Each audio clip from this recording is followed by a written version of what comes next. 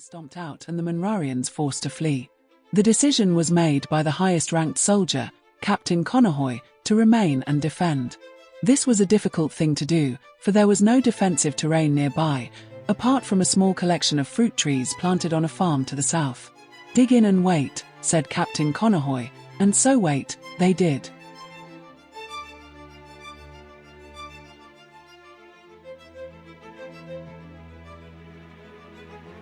With victory seeming inevitable, the Dorian general ordered a full-scale assault on the cornered Manrarians, leaving his flank open from almost all directions due to recalling all units.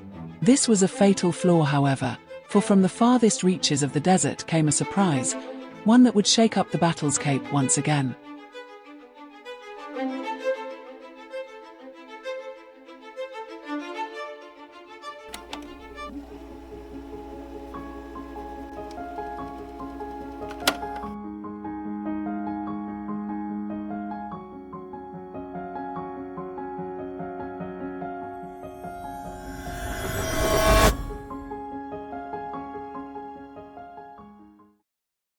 General Madry, genius in his own right, had, before the first charge of Manrarian troops went forth toward Dori, sent the fastest camel riders from his own personal guard. The task given to them: to return with the northeastern garrison from the mountains east.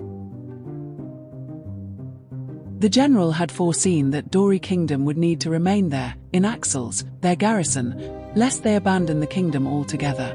Having less manpower meant an advantage, and moving into and through enemy territory, General Madry knew all too well the struggle that awaited him.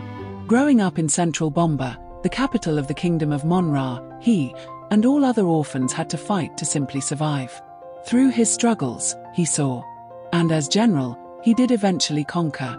Now, from all his years of younger self, these lessons he would not forget. Conahoy, now leader of the remaining southern army, laid to rest what few bodies they had retrieved. It was almost as if they were allowed to do so, for the Dorian troops themselves also wished to retrieve their own. Among the fallen were General Madry and his personal guard. Morale was low, yet respect remained high for the fallen. And when a Manrarian scout noticed the enemy camp in disarray, morale began to rise. They persisted in their stubbornness, defending tirelessly for many days. They needed to rise above and beyond, however, if they were to have any chance at all. Luckily, when Conahoy stood with his chest held high, gathering the troops with a roar, the morale climbed once more. The speech he gave would be remembered by Manrarians until present day. Conahoy knew of the plan to retrieve the northern army. So with this knowledge, he dared to not give in to death's temptation. Thus, he raised his sword in defiance of death and sprinted towards the enemy front line, in what is now called the Camel's Last Gulp. Following him was all the men, wounded and healthy, breathing, and the spirits of the lost. A final, suicidal charge.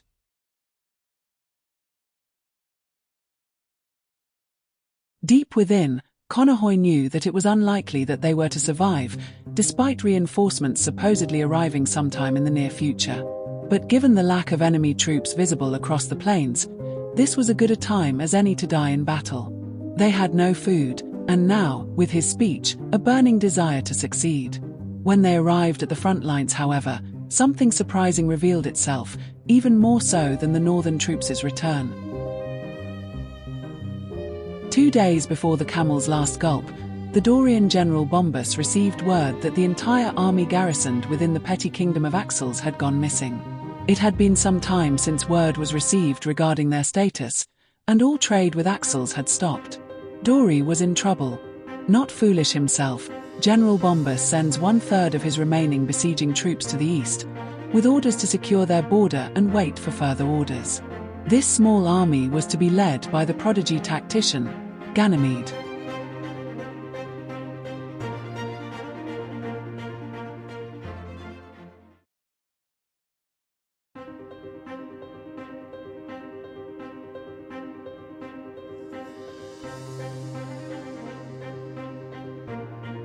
Whilst the battle for northern Dori was taking place, the council in the petty kingdom of Axles concluded on deliberation.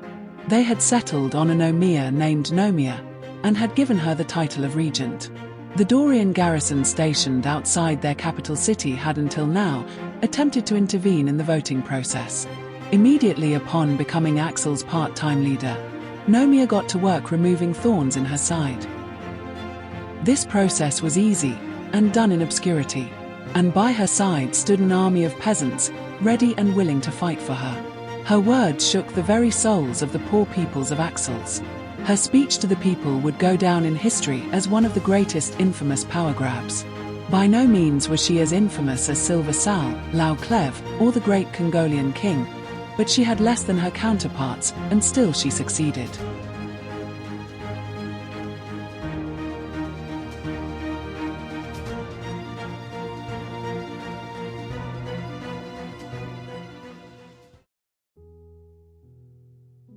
In order for Gnomia to truly solidify her position and retain the power she had gained, she needed to expel an uninvited guest.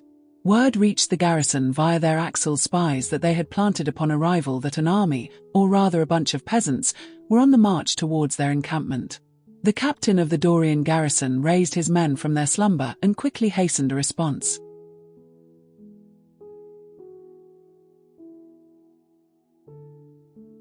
Starting in the forests of Glendamoe, Queen Gnomia's peasant army splits, with half rushing to the mountain town of Tubby. There they hope to recruit for the upcoming revolt. Dorian troops split also, moving to intercept.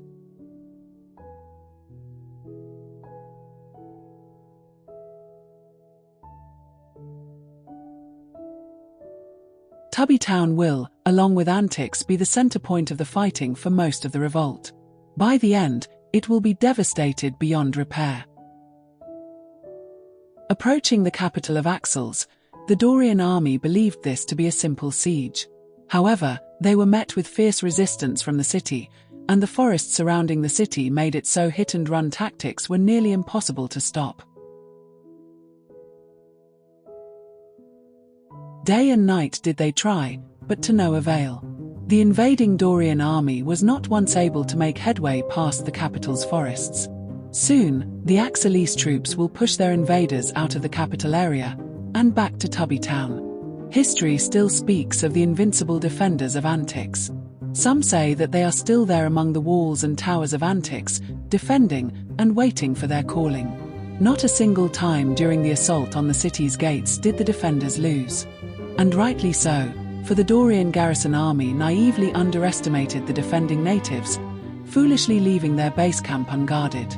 This will give a small contingent of peasants an advantage. They take the opportunity and ride out and capture the unguarded camp, leaving the invaders frustrated at their own failure. And now on the defensive, the Dorian garrison army starts to panic and morale wavers, whilst the peasant army grows in strength with every encounter, learning and evolving their fighting techniques and tactics. And almost getting completely wiped, the remaining Dorian troops fail to retake land and supplies. And showing signs of fatigue, they begin to think negatively. Knowing their end is most probably near, they start attempting to flee from all directions, but they quickly learn that even that is not possible.